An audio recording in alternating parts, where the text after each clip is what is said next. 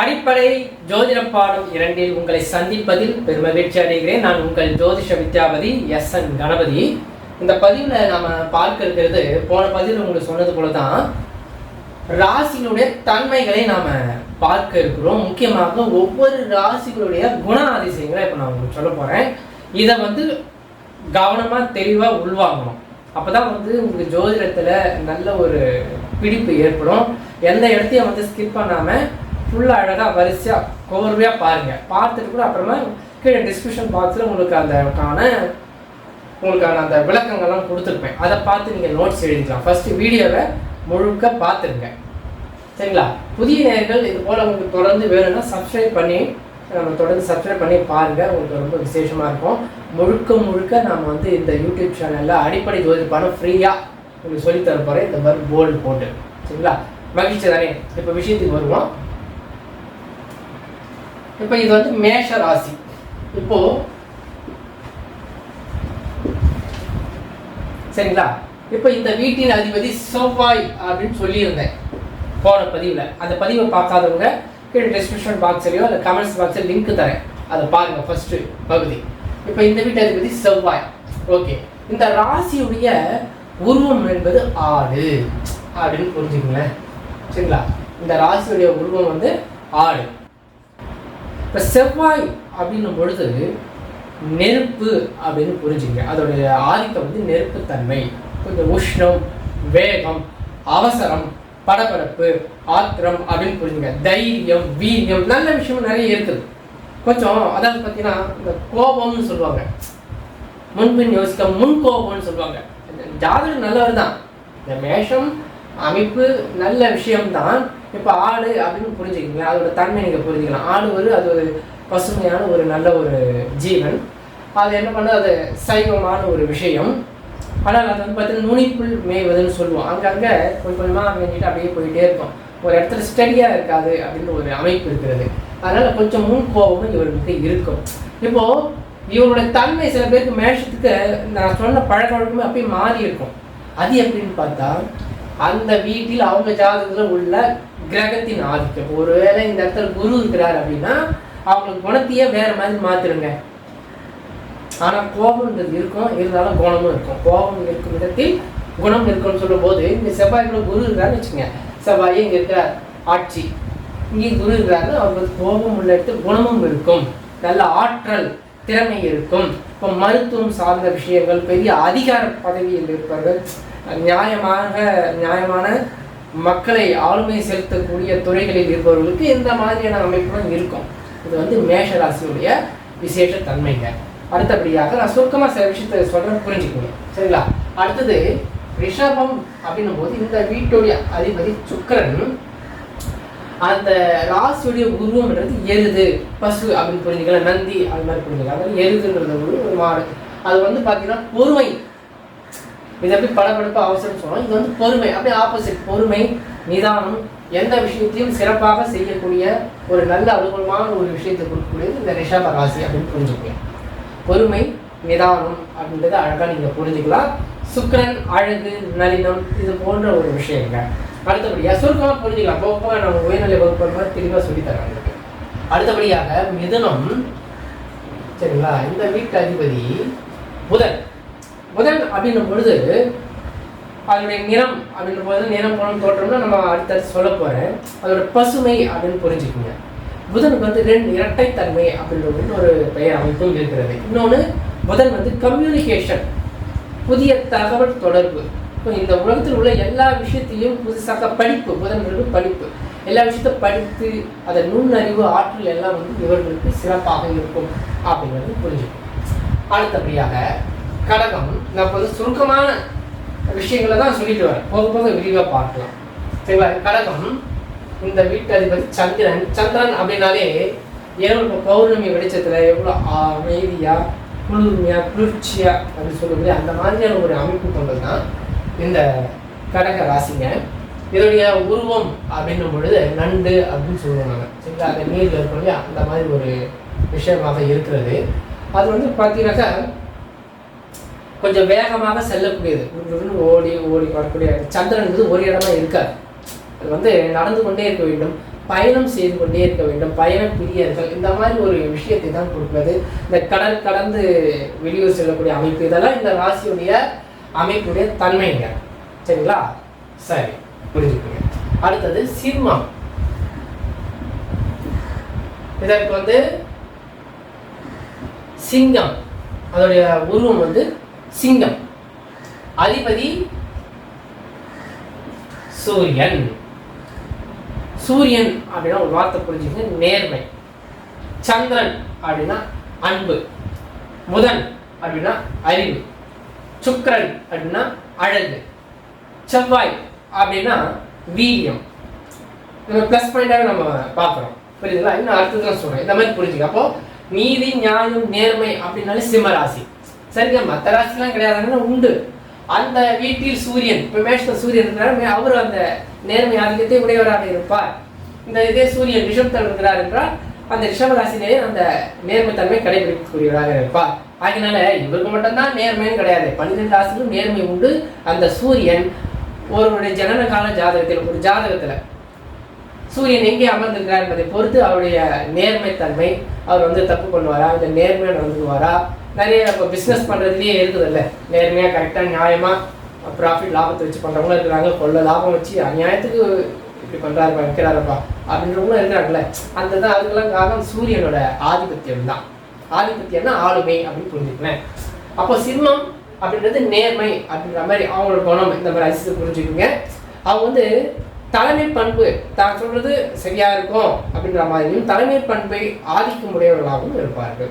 இந்த மருத்துவம், அதிகாரி, காவல்துறை, பெரிய பெரிய துறைகளில் தலைமை பண்பு ஃபர்ஸ்ட் பிளேஸ்ல இருக்கிறவங்க, அதெல்லாம் வந்து இந்த சூரியனுடைய ஆதிக்கங்க. ரைட்டு. அடுத்தபடியாக கன்னி. இது ஒரு பெண்ணுடைய, ஒரு கன்னி பெண் அப்படின்னு புரிஞ்சுக்கங்களேன், ஒரு பெண்ணுடைய உருவம் அப்படின்னு புரிஞ்சுங்க. இந்த வீட்டதிபதி புதன். அப்போ இந்த புதன் கம்யூனிகேஷன், அந்த மாதிரி வெளி தொடர்புகள்லாம் சொல்லும்போது, இந்த கன்னி அப்படின்னும் போது வீடு சார்ந்த விஷயங்கள், வீட்டுக்குள்ள உள்ள தகவல் தொடர்பு, ஆளுமை திறன், இதை பற்றியெல்லாம் நல்ல நிர்வாகம் பண்ணுவோம். வீட்டு நிர்வாகம் அப்படின்னா கன்னி. ஒரு வீட்டில் ஒரு கடை வைப்பவர், வியாபாரம், அவங்க வியாபாரத்துறை, கடை வியாபாரம் பண்றவர், மார்க்கெட்டிங், அந்த ஒரு குறிப்பிட்ட துறைகளில் மட்டுங்க வல்லுநராக இருக்கக்கூடியது அந்த கன்னியோட அமைப்பு. ஏதாவது ஒரு துறையில வல்லுநராக இருப்பார்கள். இதை மிதனும் போது பல்துறை வித்தகம், பல விஷயங்களை வந்து உள்வாங்கக்கூடியவர்களாக இருப்பார்கள் அப்படின்றது புரிஞ்சுக்கினாலே போதுமானது இந்த கன்னியோட அமைப்பு. அடுத்ததுபடியாக ஒரு பொதுவா புரிஞ்சுக்கிறதுக்கு சுருக்கமா, ஏன்னா அடிப்படையில் இருக்கிறீங்க, கொஞ்சம் கொஞ்சமாக தான் நீங்க உள்வாங்க முடியும். சரிங்களா? இதுதான் விஷயம். அடுத்தது துலாம். சுக்கிரன் அதிபதி. இதற்கும் சுக்கிரன் அதிபதி. சரிங்களா? இப்போ இதுக்கு வந்து துலாம், இந்த எடை, தராசு அப்படின்னு புரிஞ்சுங்களேன். தராசு, அந்த தராசு முள் எப்படி கரெக்டா இருக்கணும், அந்த மாதிரியான ஒரு இந்த சிம்மத்துக்கு எப்படி ஒரு நேர்மை அப்படின்னு சொன்னேன். அந்த அதுல வந்து இந்த நேர்மை என்பது ஒரு முதலமைச்சர், மக்களை ஆளக்கூடியவராக இருக்கிறார் என்றால் இவர் எப்படின்னாக்க நீதிமான், ஜட்ஜி அப்படி புரிஞ்சுங்களேன். ரொம்ப உங்களுக்கே பாருங்க ஒரு சுவாரஸ்யமா இருக்கும் கேட்கும் போதே. அப்போ அந்த மாதிரி சரியா இருக்கும். ஒரு ஆளை கரெக்டாக இடம் போட்டு, இவர் இந்த குணமுடையவர், இவர் எப்படி மடக்கலாம், எப்படி போகலாம், அதுவும் தெரியும் அவங்களுக்கு. இவர் எப்படி சரிப்படுத்தலாம் அப்படின்ற ஒரு நெளிவு சுழிவு எல்லாம் இவருக்கு அழகாக தெரியும். சூப்பராக அழகாக கொண்டு போவாருங்க. இவரும் ஒரு நிர்வாக ஆற்றல் உடையவர். குரு பார்வைக்கு போது சூப்பராக ஒரு வழி நடத்தி செல்லக்கூடியவராக இருக்கிறார். சிம்மமும் வழி நடத்தக்கூடியவராக இருக்கிறார். இப்போ மற்ற ராசிகள் அவங்களுடைய அறிவு தன்மைக்கு ஏற்ப, இவர் வந்து இவங்கெல்லாம் அறிவை பயன்படுத்துபவர்கள், புத்திசாலித்தனத்தை அந்த மாதிரி அமைப்பு. மற்றவங்களாம் அறிவில்லைன்றதும் கேட்டக்கூடாது. சரிங்களா? இதெல்லாம் வந்து ஒரு பொதுவான தன்மைகள் தான் நம்ம பார்த்துட்டு இருக்கிறோம். எல்லோருக்கும் அது எவ்வளவு இருக்கிறது என்பது அந்த கிரகம் அவர் ஜாதகத்தில் எப்படி அமர்ந்திருக்கிறது என்பதை பொறுத்து இருக்கிறது. சரிங்களா? அப்போ இவருடைய சொக்கனுக்கே விஷயத்துக்கு வருவோம். சரிங்களா? உங்களுக்கு டிஸ்கிரிப்ஷன் பாக்ஸ்லயும் கொஞ்சம் தெளிவான விஷயம்லாம் கொடுக்குறேங்க, இங்க படிச்சு புரிஞ்சுக்கலாம், அதையும் பார்த்து புரிஞ்சுக்கலாம். இருந்தாலும் இந்த வகுப்பா கேட்டாதான், கேட்டல் கற்றல். எப்போ கேட்டுட்டு இருக்கிறீங்க, பிறகு அதை படிச்சுக்கீங்க டிஸ்கிரிப்ஷன் பாக்ஸ். ஓகேவா? அப்போ நேரில் என்ன பண்ணுங்க, சப்ஸ்கிரைப் பண்ணிட்டு bell button all button click பண்ணிட்டுனா அடுத்தடுத்த பதிவுகளும் தொடர்ந்து பார்க்கலாம். இந்த அடிப்படை ஜோதிட பாடம் தொடர்ந்து வேண்டும் என்று விரும்புபவர்கள் நம்ம சேனலை சப்ஸ்கிரைப் செய்து கொள்ளுங்கள். மற்றவங்களும் ஷேர் பண்ணுங்க. இது போல அடிப்படை படிக்கிறவங்களுக்கும் இந்த சேனலை ஷேர் பண்ணுங்க ஞாபகமா. சரி, அடுத்தபடியா பாருங்க, துலாம் எடை போடுறவருங்க, அவர் அடுத்த பற்றி புரிந்து கொள்ளக்கூடியவர். அப்படி புரிஞ்சுக்கணும். இன்னும் விளக்கம்லாம் போக போக பார்க்கலாம். சரிங்களா? அடுத்தபடியாக விருச்சிகம். ரைட்டு. அதிபதி யாரு? போன பதிவில் பார்த்தவங்களுக்கு தெரியும். சொல்லுங்க பார்க்கலாம்.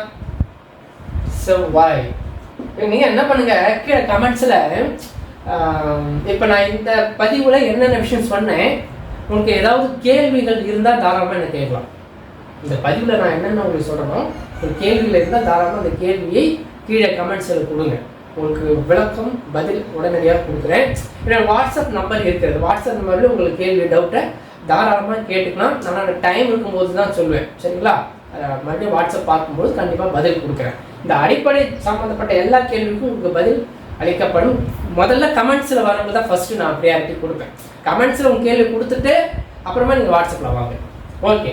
இப்போ விருச்சிகம், செவ்வாய் அதிபதி. இதுக்கு வந்து தேல், கருந்தேல் அப்படின்னு இதனுடைய உருவம் நம்ம முன்னோர்கள் வகுத்திருக்கிறார்கள். சரிங்களா? கருந்தேல் அப்படின்னு பாருங்க. இது வந்து ஆடு. அது புரிஞ்சுக்கலாம். பொதுவாக ஆடு அது வாட்டு மேயுது போகுது வருது, நீங்கள் பார்க்குறீங்க. அது பசங்க யாருக்கும் அது தொந்தரவு இல்லை, அது வாட்டு போகுது வருது. அதை வழி நடத்துறது கொஞ்சம் இதுவாக இருக்கும். அவ்வளோதான் விஷயம். அது வேறு, அதோட குணம் வேறு. இது வந்து கருந்தேல். இது மறைவாக இருக்கணும்னு நினைக்கிறேன். இது வந்து வெளிப்படையாக போய் மேயக்கூடிய ஒரு தன்மை. இது இந்த மேயதுன்னா அது அந்த ராசியோட தன்மை சொல்கிறீங்க. நபர்களை போய் நீங்கள் தவறாக புரிஞ்சுக்கூடாது. அந்த மாதிரி அது ஒரு குணாதிசயம் அப்படி இருந்தால் அது வந்து ப்ளஸ் பாயிண்ட் நல்லா இருக்குது. ஆனால் இது என்ன பண்ணுது, அந்த கருந்தேல் கொஞ்சம் கருமை நிறம் உள்ளுக்குள்ளே தான் இருக்கும். அது எல்லாம் மறைந்திருந்து இது எப்படி திரும்ப எடுத்துக்கலாம், உளவுத்துறை, சமையல், அந்த மாதிரியான ஒரு நெருப்பு தன்மை கொண்டது. எல்ஐசி ஏஜென்ட், இந்த மாதிரி. இது வந்து கால புருஷ தத்துவப்படி 8ங்க. இது 1 2 3 4 5 6 7 8 கால புருஷ தத்துவப்படி. இது 8ஆம் இடம்னா ஆயுள் ஸ்தானம்னு சொல்லுவோம். இதை பற்றிலாம் நான் போய் சொல்ல போறேன் அடுத்த 3வது பதிவில். உங்களுக்கு வந்து ஒவ்வொரு பாவ காரணத்தெல்லாம் வரதான் போகுது. தொடர்ந்து பதிவு பாருங்க. அப்போ ஆயுள் ஸ்தானம் போது அதுக்கு இந்த லைஃப் இன்சூரன்ஸ் அப்படின்ற இந்த தொடர்பாக தான் இருக்கிறாங்க. விருச்சிகம் தொடர்பாக இருக்கிறார்கள் அப்படிங்கிறது புரிஞ்சுக்கங்க. சரிங்களா? ரைட்டு. அடுத்தது சுருக்கமாக அடுத்த விஷயத்துக்கு கலைஞர்களாங்க பார்த்துக்கலாம். தனுசு. சரிங்களா? அதிபதி குரு. இது வந்து வில் அம்பு அப்படிங்கிற மாதிரி இதை தனுசு புரிஞ்சு, தனுசு வேலை புரியுதுங்களா? வில் அம்பு அப்படிங்கிற மாதிரி புரிஞ்சுக்கங்க.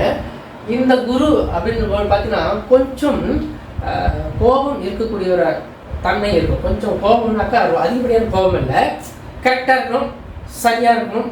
ஆனால் அவர் குரு அப்படின்ற ஒரு விஷயத்தை நீங்கள் புரிஞ்சுக்கலாம். அப்போ அந்த தனுசு அந்த தன்மை உடையவர்களாக அவர்கள் இருப்பார்கள். கரெக்டாக எல்லாமே பார்த்தீங்கன்னா மற்றவர்களுக்கு அறிவுரை சொல்லும்போது கூட அப்படியே கொஞ்சம் கராராக இருக்கிறான்னு சொல்லுவாங்க இல்லையா, கரெக்டாக இருப்பார். ஒரு ஆசிரியர் இருக்குன்னா இப்படி தான் இருக்கணும், இப்படி தான் செய்யணும் அப்படின்ற ஒரு சட்டத்திட்டத்தோடு சிறந்த ஒரு ஞானி மகான் சித்தர்கள் அப்படின்னு. சித்தர்களுக்கு ஒரு கோபம் வந்து எப்படி இருக்கும், அப்போ அகத்தியர் அப்படிங்கும்போது கொஞ்சம் கோபம் அப்படின்ற ஒரு விஷயம் இருக்கிறதாலோ அந்த மாதிரி ஒரு தன்மைங்க இந்த தனுசு ராசியுடைய தன்மை இருக்கிறது அப்படிங்கிறது புரிஞ்சுக்கிறேன். அடுத்தபடியாக மகரம்.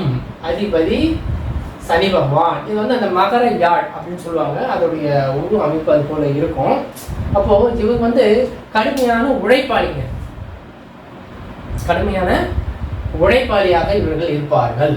அப்போ இந்த அடிமை வேலை அது வந்து போய் வேலை செய்யறது, இந்த ஆடு மாடு கோழி வளர்ப்பு பண்ணை கூட்டமாக ஒரு விஷயத்தை செய்வது எல்லாமே ஒரு தொகுப்பாக அப்படிங்கிற மாதிரி அந்த மாதிரி இடத்துல ஒரு பெரிய ஃபேக்ட்ரியில் போயிட்டு ஆளோட வேலை செய்யுது, ஒரு பெரிய ஒரு நிறுவனம், ஒரு பெரிய கூட்டத்தில் அவர் ஒரு தொழிலாளியாக இருக்கக்கூடிய ஒரு தன்மை தான். இவங்க வந்து முதலாளியாக இருக்கணும், பணம் முதலீடு போடணும் அப்படின்ற ஒரு எண்ணம் வந்து இந்த ராசி கொடுக்காது. அதுக்காக எல்லா இந்த ராசிக்காரர்கள் பிஸ்னஸ் பண்ணாக்கா எப்படி செய்கிறாங்கன்றது வேற விதிமுறைகள்லாம் இருக்குது. விதி விலக்கம் உண்டு, விதிமுறை ஒன்று தான் சொல்லித்தரேன். விதி விலக்கெல்லாம் நம்ம போக போக அடுத்த பதிவில் உங்களுக்கு கொடுக்கப்படும். அப்படி இன்னொரு ஒர்க் பண்ணுறதை இவங்க விரும்புவாங்க. அது மாதிரி நீங்கள் புரிஞ்சுக்கோங்க. ரொம்ப அடுக்கு பழைய இரும்பு சம்மந்தப்பட்டது அந்த மாதிரியான சம்மந்தப்பட்ட வேலைகள், பழைய பேப்பர் அப்படின்னு சொன்னாலே நல்லாங்க. புதுசு ஃப்ரெஷ்ஷு அப்படின்னா இந்த மாதிரி விஷயமும் மிதுனம் வந்துடும். பழைய அப்படின்னாலே இந்த மகரம் வந்துவிடும். அடுத்தது கும்பம் அப்படின்னும் போது கும்பத்தை நாம எடுத்துக்கிறோம். இந்த வீட்டு அதிபதி சனி பகவான். இதை நீங்க எப்படி புரிஞ்சுக்கலாம் அப்படின்னா, இவர் ஒர்க் பண்றாருன்னா இவர்களை ஆளுமைப்படுத்துவது, இவரை வேலை வாங்குற சூப்பர்வைசர் கும்பம். சூரியன் முதலாளி அப்படின்னு புரிஞ்சுக்குங்க. சிம்மம் முதலாளி, சூரியன் அப்படி புரிஞ்சுக்குங்க. சரிங்களா? அதற்கு சூப்பர்வைசர் அப்படின்னு பார்த்தீங்கன்னா கும்பத்தை கொண்டு அப்படியே பாருங்க. இவர் முதல்ல அது நேரில் 7 இருக்கிறார் பாருங்க, சூப்பர்வைசர். ஏன் அப்படின்னா இதோட பார்வை அது கொஞ்சம் உழுது. அதனால அதோட தன்மை, சனி பகவானோட தன்மை, இந்த கிரகமே எதுவும் இல்லாமல் நான் பொதுவாக அந்த ராசிக்கு உண்டான விஷயத்த சொல்கிறேன். அப்போ இவர் வந்து அடிமை வேலைங்கிறது அப்படி பிடிக்காது. ஒரு 10 அந்த வேலை இவரும் அடிமை வேலை தான் செய்வார். இன்னொருத்தர்கிட்ட போயிட்டு ஒரு முதலாளிகிட்ட வேலை செய்தாலும் அங்கே 10 பேரை பார்த்துக்கிற வேலை தான் அவருக்கு கிடைக்கும். சீட்டில் உட்காந்துட்டு நீ இந்த வேலையை போய் செய்ப்பா, முதலாளி இந்த வேலை சொல்லியிருக்கிறேன், இதை போய் செய், முதலாளிக்கு சொல்லியிருக்காரு இந்த மாதிரி வேலை கரெக்டாக போய் பண்ணு அப்படின்னு சூப்பர்வைஸ் பண்ணுறது இவங்க தான் கும்பம். அந்த தன்மை அதுக்குன்னு மற்ற ராசி செய்ய மாட்டாங்க. இல்லை, இந்த கும்பத்தோடைய ஆதிக்கம் யாருக்கெல்லாம் இருக்கிறதோ அதுக்கெல்லாம் விதிமுறையெல்லாம் நான் அடுத்தடுத்த உயர்நிலை வகுப்பில் சொல்லி தருவேன். வரும்பொழுது நீங்கள் அதை புரிஞ்சுக்கலாம். சரிங்களா? இதுதான் கும்பம். இங்கே இருக்கிற உருவம் வந்து கும்ப கலசம். ஒரு ஆண் வந்து கையில் வந்து கும்பத்தை வைத்துக்கொண்டு அந்த நீர் கீழே மாதிரி உருவம்லாம் நீங்கள் கவனிச்சிருக்கீங்க. நான் எழுத்துக்களாக நான் உங்களுக்கு விளக்கம் கொடுக்குறேன், டிஸ்கிரிப்ஷனில் பாருங்கள். கும்பம் அதுதான் அவருடைய இந்த ராசியுடைய உருவம். அந்த கும்பம் என்பது உங்களுக்கு புரியுதுங்களா? அப்போது கும்ப கலசம் ஒரு ஆளுமை, ஒரு நிர்வாகம், தன்மை, வேலையில் முதலாளிக்கு கீழே அப்படின்றத புரிஞ்சுக்கலாம். அடுத்தது மீனம். சரிங்களா? இந்த வீட்டு அதிபதி குரு. ரெட்டை மீன் அப்படின்னு கொடுப்போம். இங்க வந்து ரெட்டை நபர்கள், 2 குழந்தை இருக்கிற மாதிரி மிதனம்னா இது வந்து ரெட்டை மீன் அப்படிங்கிற மாதிரி நீங்க புரிஞ்சுங்க. இவரும் எப்படி ரெட்டை தன்மை, அது மாதிரி இவரும் வந்து அவரோட சுழற்சி, வாழ்க்கை சுழற்சி இன்னைக்கு ஒரு விதமாக இருக்கும், நாளைக்கு ஒரு அப்படியே ரொட்டீன் ஆகிட்டே இருக்கும். போகிறதும் வரதும் அப்படின்ற ஒரு விஷயமும் சிந்தனை போக்கும். இவர் இந்த தனுசு வந்து ஒரே சிந்தனை நோக்கம். எப்படின்னா இப்படிதான். இவர் அப்படி இல்லை, தன்னை அந்த நபருக்கு ஏற்றாற்போல் தன்னை பக்குவப்படுத்தி மாற்றிக்கொண்டு அவருக்கு ஏற்றாற்போல் கொஞ்சம் வளைந்து நெளிந்து செல்லக்கூடிய. இவர் வந்து வளைவு நெளிவு சுழிவுனா அவருக்கு தெரியாது. எப்படின்னா இப்படிதான் செஞ்சாகணும் அப்படின்னு இவர் ஆர்டர் போடுறதுல குருவுடைய ஆர்டர் அப்படின் போது இங்கே அது அதிகாரத்தோடு இருக்கும். அதிகாரம் இப்படிதான் இருக்கணும் அப்படின்னா, இவர் அப்படி இல்லை. ஓகே, உன்னால் இப்படி செய்ய முடியுமா, சரி உனக்கு என்ன இந்த மாதிரி செய்ய முடியும் அப்படின்ற உங்களை அந்த ஜாதகம் ஏற்ற மாதிரி அவரை வழி நடத்தி செல்லக்கூடியவர். அந்த நபர்களை இப்போ ஒரு மாணவர் இருக்கிறாரு, அவர் மாணவருக்கு வந்து சயின்ஸ் வரல, மேக்ஸ் வருது, அப்போ அந்த துறையை சார்ந்து நீ படிக்கலாம் அப்படின்னு. அவர் இப்படி இல்லை, அதெல்லாம் கிடையாது, எல்லா சப்ஜெக்ட் நீ படிச்சா ஆகும், அது என்ன அப்படின்ற மாதிரி இவர் கேள்வி கேட்பார். இவர் அப்படி இல்லை, அவருக்கு ஏற்றாற்போல் கொஞ்சம் மாடிஃபிகேஷன் சொல்லுவோம்ல, அது மாதிரியான ஒரு உருவாக்கத்தை தரக்கூடியவராக இருப்பார். ஆனால் ஒரு சின்ன ஒரு வயசு இல்லைன்னா இவரும் வந்து மைண்ட் செட் வந்து ஒரே நிலையாக இருக்காது. இந்த மாதிரி இன்னைக்கு இருக்கிறாருன்னா நாளைக்கு வேறு மாதிரியான ஒரு கற்பிக்கும் திறன் கொஞ்சம் மாறும், அவ்வளோதான். மற்றபடி மீனம் நல்ல குணம், கடல் கடந்த ஒரு அமைப்பு, வெளிநாட்டு அமைப்பு, இதெல்லாம் வந்து இந்த மீனத்திற்கு நல்ல ஒரு தன்மையை கொடுக்குங்க. இப்போ இது வரைக்கும் நீங்க பார்த்த விஷயத்துல உங்களுக்கு என்ன புரிஞ்சது அப்படின்றத கமெண்ட்ஸில் சொல்லுங்க. சரிங்களா? ஏதாவது உங்களுக்கு கேள்வி எழுதாலும் என்கிட்ட கேளுங்க. டிஸ்கிரிப்ஷன் பாக்ஸில் இது தொடர்பான சில விளக்கங்களும் கொடுக்குறேன். சரிங்களா? அதே போல் உங்களுக்கு ஏதாவது கேள்வி ஏதாவது வாட்ஸ்அப்லேயும் வரலாம். ஆனால் இப்போ ஆரம்பத்தில் நீங்கள் வாட்ஸ்அப்பில் வராதிங்க. முதல்ல வந்து இந்த யூடியூப் சேனலில் எல்லா பதிவுகளும் பாருங்கள். அடிப்படை ஜோதிட பாருங்கள், ஒன்றா பொறுமையாக பாருங்கள். சின்ன சின்ன கேள்விலாம் கமெண்ட்ஸில் எழுதி உடனே கேள்வி நான் ரிப்ளை கொடுக்குறேன். எப்போ பார்க்கணும் கண்டிப்பாக கொடுக்க, உடனே வரணும்னு நினைக்க வேண்டாம். சிலருக்கு உடனே கொடுத்துருவேன், சிலருக்கு வேறு ஒரு பதிவில் இருக்கும்போது பொறுமையாக தான் கொடுப்பேன். நிச்சயமாக உங்களுக்கு கொடுத்துருக்கேன். நான் வந்து கடந்த ஒரு 10 வருடத்துக்கு மேலாக நேரடி பயிற்சியாக நான் மதுராந்தகம், திருவண்ணாமலையில் பயிற்சி எடுத்துகிட்டு வரேங்க. ஆன்லைன் ஜூம் அந்த அனுபவத்தை தான் இந்த யூடியூப் சேனல் வழியாக சரி ஃப்ரீயாக நிறைய பேர் சொல்லிக் கொடுக்கலாம் அப்படின்ற ஒரு நோக்கத்தோடு இந்த சேனலை ஆரம்பித்து தொடர்ந்து நடத்தி கொண்டு வருகிறேன். புதிய நேயர்கள் அடிப்படை ஜோதிடம் படிக்கணும்னு நினைக்கிறவங்க சப்ஸ்கிரைப் செய்து கொண்டு bell button all button click செய்து கொள்ளலாம். முழுக்க மற்றவர்களுக்கும் இதை தெரியப்படுத்துங்க. சரிங்களா? ஷேர் பண்ணுங்க. அடுத்த பதிவில் நாம பல விஷயங்களை நாம உங்களுக்கு அடிப்படையான விஷயங்கள், அடுத்த பதிவு நிறைய சுவாரஸ்யமான விஷயங்கள், பலன் சொல்றதுக்கு தெளிவா. இனிமே வந்து பலன் சொல்றது எப்படி தெரியல, நீங்க உங்களுக்கு அந்த எண்ணமே வராது. இந்த அடிப்படை ஜோதிட பாடங்களை நீங்க படிச்சுக்கலாம். இந்த சேனல் உள்ள எல்லா பாடத்தையும் தொடர்ந்து பாருங்க. வாரந்தோறும் சனிக்கிழமை மற்றும் ஞாயிற்றுக்கிழமை காலையில பதிவு வரும். வாழ்த்துக்கள்.